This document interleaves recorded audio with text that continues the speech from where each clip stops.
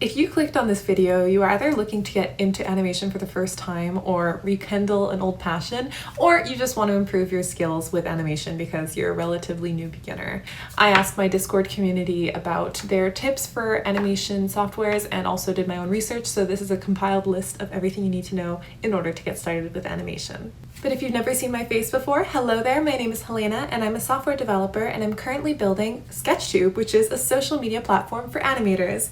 I've gone into it in the previous videos, but basically the idea is that there is no platform online on the internet for animators to post animations. So if you're interested in supporting that, I have a Patreon. You can also join the free Discord community. And hopefully once SketchTube really gets off the ground and running as a platform, you'll be able to use this platform to post your animation and be inspired by others.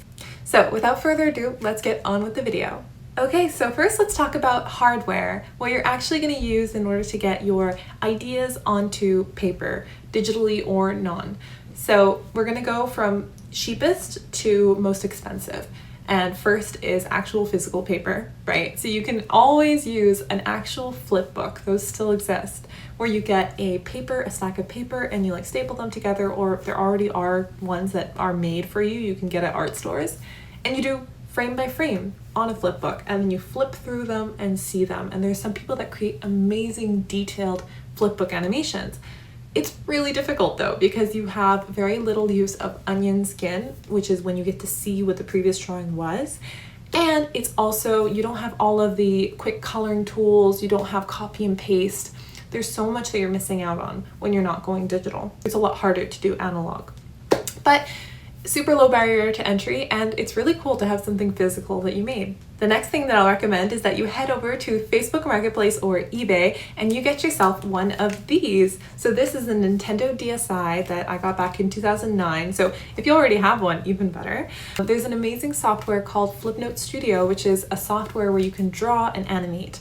And it has everything you need, all of the fancy tools, but it's really cool because it has an on-screen touchscreen where you can touch it with your finger or with the stylus and you can draw. So it is limited in terms of the color palette and the settings, but it's got everything you need to get started with animation. And that's personally how I started, was with Flipnote Studio. And I made a whole video essay about this Flipnote Studio and the Hatena partnership. And it's actually the inspiration for SketchTube because that service got shut down, and it was an amazing place where animators shared their animations, and it had such a community of artists. So you want to watch that video, that will be linked up above.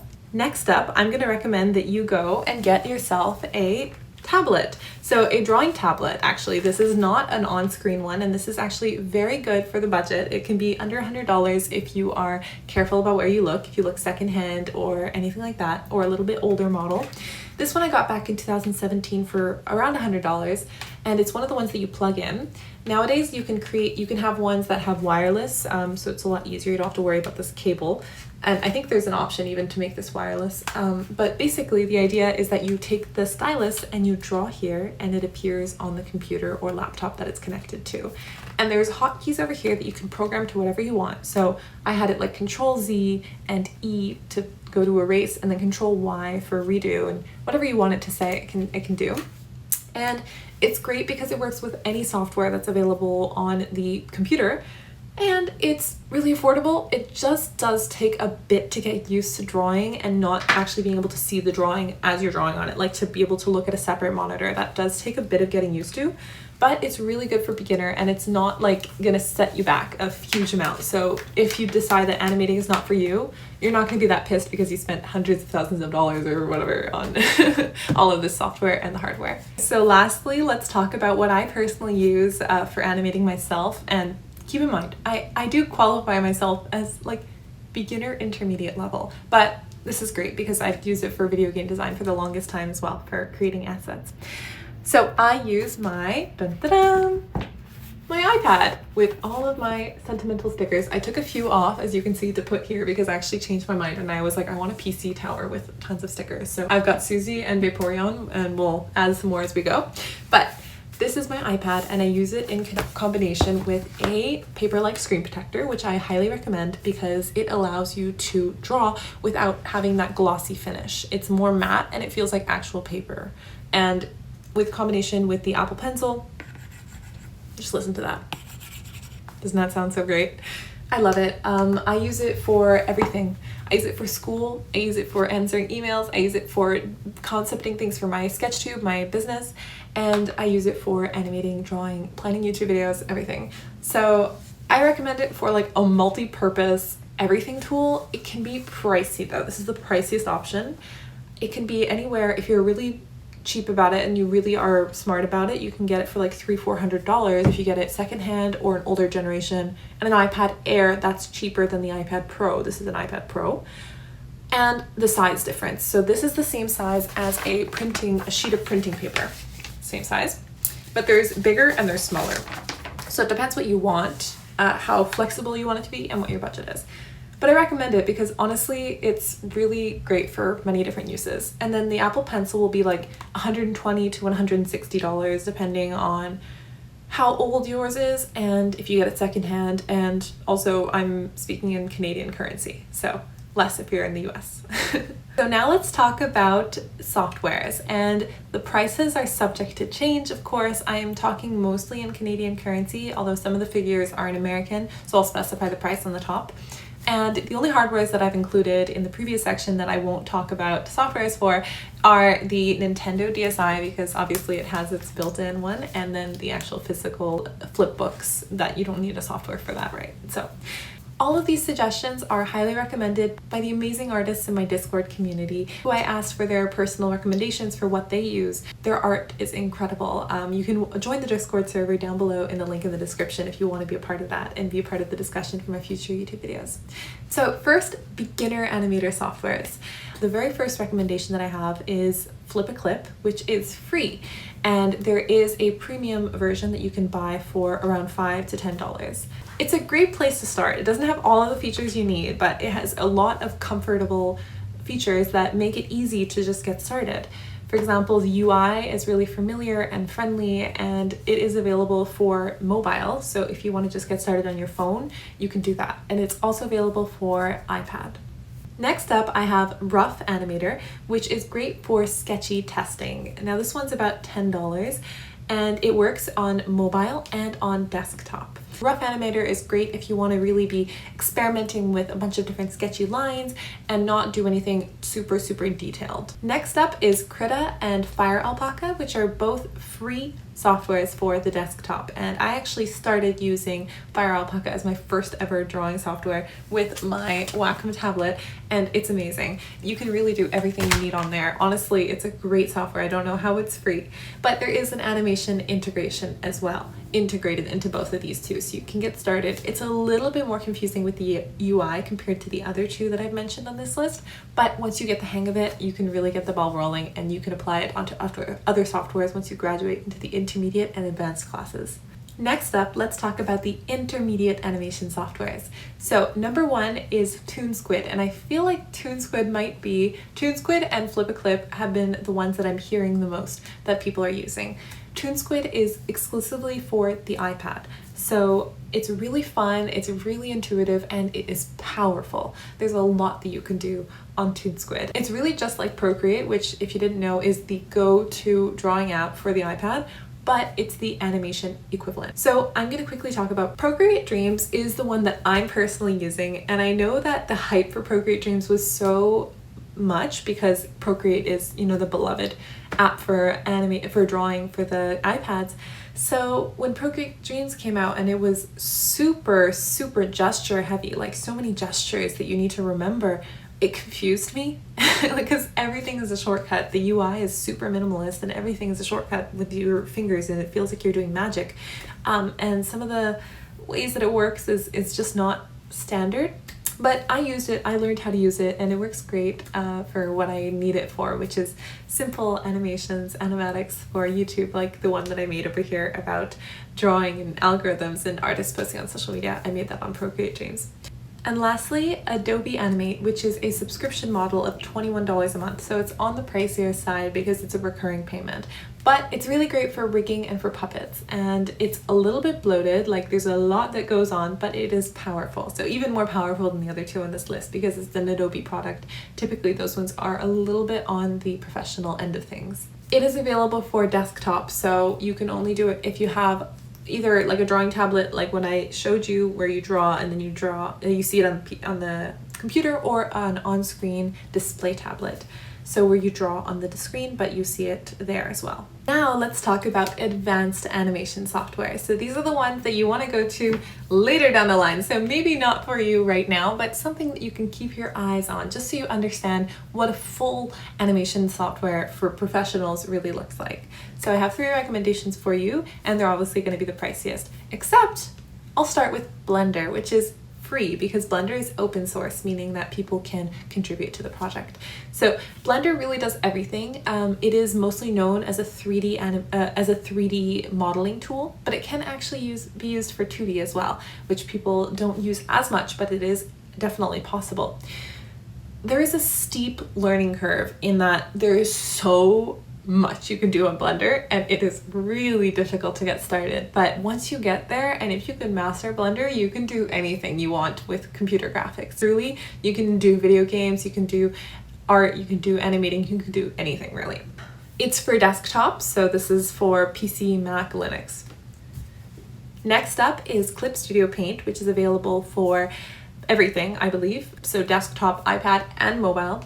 And it is either $1 or $2 a month if you get the mobile or iPad version, or a $70 one-time payment, or a $20 per month subscription plan. So there's like tons of different ways to pay for this, but it's a really great software. I was using this personally when I was in my Webtoons era because they have great comic making software ability, because it's used a lot by people who make mangas. It's made for illustrators who like to animate as well. So if that's been your background, it's really been drawing and illustrating and comic making, and you want to dip your toe into animation, that's what you want to probably use it, especially if you're already using that.